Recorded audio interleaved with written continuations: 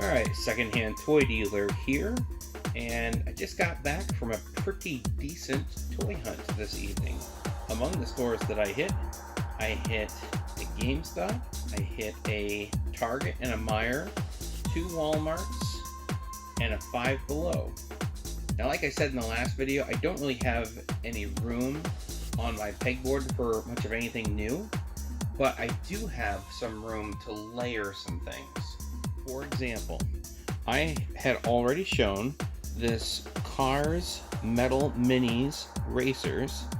I picked this up. I thought it was really cool that it was a 3-car police car set. So you've got Lightning McQueen as a police car, and you got the sheriff, and I'm not sure who this character is. I'm not even sure he's a legit police officer. He looks like an imposter or somebody just posing as a police officer, but I thought it was really cool to see the three of them together. I've only seen one of these. I've never seen another set like this anywhere else. And I found another set here, and this one, I mean, like, I appreciate Doc, and there's a good version of Lightning McQueen, and then that's a pretty cool car with some flames on it. But having just this on the pegboard looks okay, but having them stacked like this and being able to just kind of like leaf through and see, I think that helps really sell the idea that my collection room is a toy store. So I'll probably have these behind and this in front, and I might even add a third one at some point, but I don't need any additional space on my pegboard for this. It's just going to go behind the first one that I already have, and helping to layer that product so it looks like there are multiple things for sale. And that really goes for the majority of what I picked up tonight. So I have another Battalion 64 Greenlight collectible. This is just a regular M4 Sherman tank, and this one here does not have the bulldozer on the front of it. The first one that I purchased has a bulldozer on the front, and it's got a little lighter green. So I think it's kind of neat to have both of them, but I'll probably end up layering them. I'll probably put this one out in front. I do like the color of that one, but I think the bulldozer does look a little goofy on it, and I do appreciate having a Sherman tank without the bulldozer.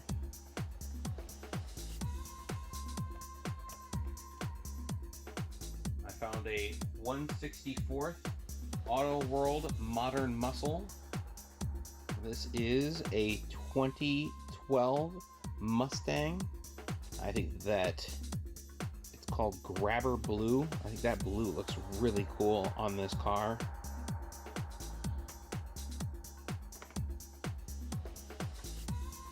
So you've got this classic TV series, this like toon animated looking car.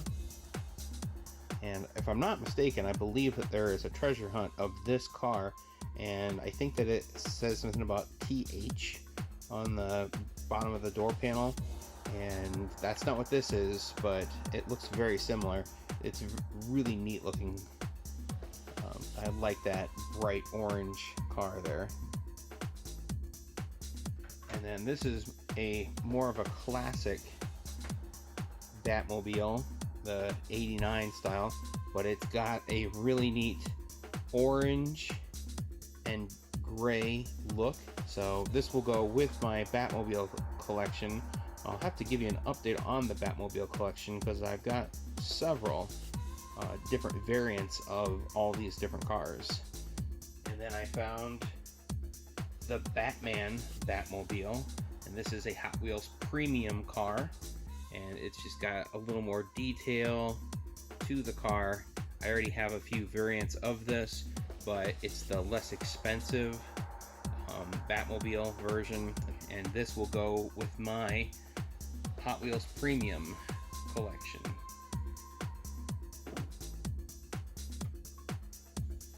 I got this at Five Below, and it is a toy rifle.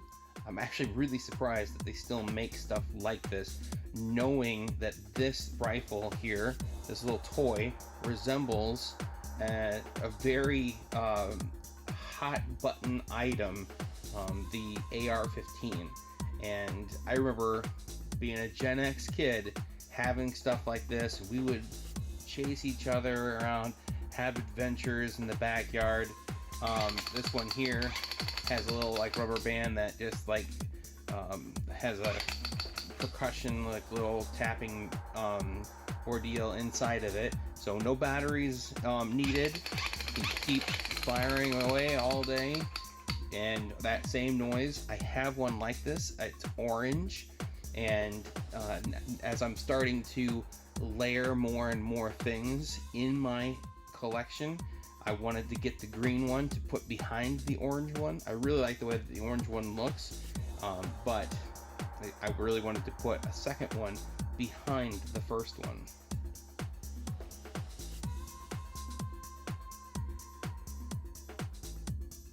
I found this Mario set, and I've never been a big fan of Bowser Jr. I don't really like the bandana that he's got around his face. I've got several Mario figures. I think I even have at least one or two Bob-omb figures. But what I really liked a lot about this set was the clown cart. I remember that from the Super Nintendo Super Mario World. Bowser was in that same style cart. I kind of wish that they wouldn't have put the price tag front and center. I'm gonna see if I can't lift this tag off and put it somewhere down here. I do like knowing, being able to come back and reference, oh, that's what I bought it for. But I don't necessarily want to see it front and center on the packaging, especially on the window. But if they were going to put it on the front of the packaging, I appreciate that they put it on the window, because I can clean the plastic if there's any of the adhesive that bonds to it and doesn't get pulled all the way off. So at least that's on the window where it can be cleaned. But I really like that, and I'm very rapidly approaching a point where I don't really need anything Mario related in my collection. It's very well represented.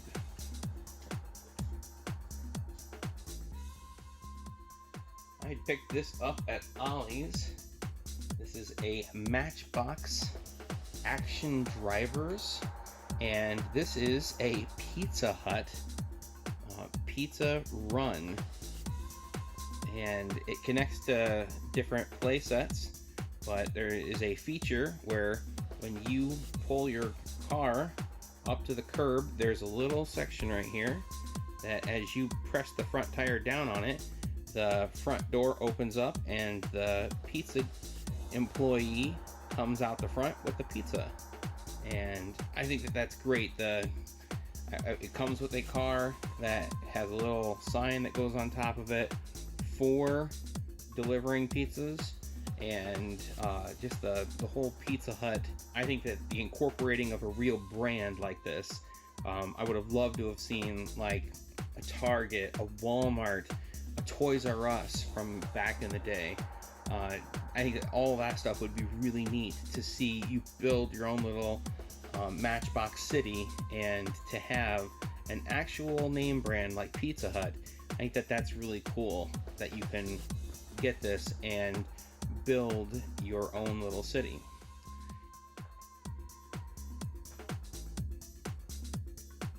So I picked up a few more Top Gun Maverick pieces here.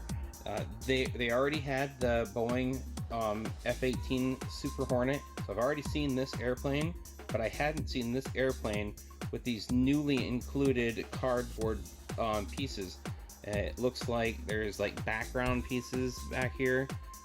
I don't know if you can put those together and make a scene with them, or what exactly their purpose is. It kind of looks like an ocean scene, which would be appropriate because this is a Navy airplane. But to see the Top Gun Maverick logo, and then to see that it's new, it's got the Matchbox 70 years logo, and this one here is 4 of 32, but I don't know if that 32 is like this new series of the 70 year, or if it's another reference to 4 of 32 of this Top Gun Maverick. But it is a new variant of this previously released jet, and I will be putting this in the box with the other ones. Same as the Dark Star, it just has a couple pieces of cardboard back here, and I don't know, maybe you lay those out together and they make a scene. Maybe you're supposed to land your plane on them, something, I'm not sure. But like I said, it's got the Top Gun logo on it, so I'm going to put it with my Top Gun collection, even though I already had both of these airplanes.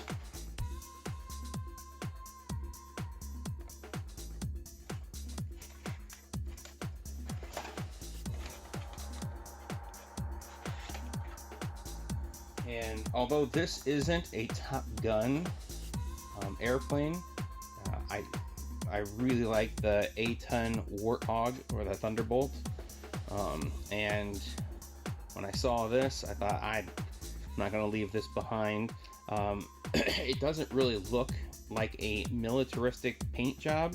It almost looks like something that the Coast Guard would have in their fleet there. But that was a really cool airplane. I'd not seen this before, and I really like that Matchbox Skybusters are putting out new paint jobs on new planes. And then finally, I found this on eBay. I thought that was just really cool. It looks like a pair of sunglasses that Cyclops would wear, and it's got the little release your laser blast coming through your visor. It looks like the same set that he was wearing in X-Men 2, the movie. These were on eBay for like $12 shipped, but that was pretty cool. Alright, well, that was the toy haul this time. Like I said, there's not much that's going to take up new space on the pegboard. It's just going to layer some of the stuff I already had, helping to sell the idea that this is a toy collection that looks like a toy store. Thanks for checking out my videos. Hopefully we'll catch you in the next one. That was awesome. Yes! That's awesome! It's pretty cool, I guess. Are you gonna be a dork your whole life? Hope not. I'm really, really sorry. I apologize unreservedly. I offer a complete and utter retraction. The imputation was totally without basis in fact and was in no way fair comment and was motivated purely by malice.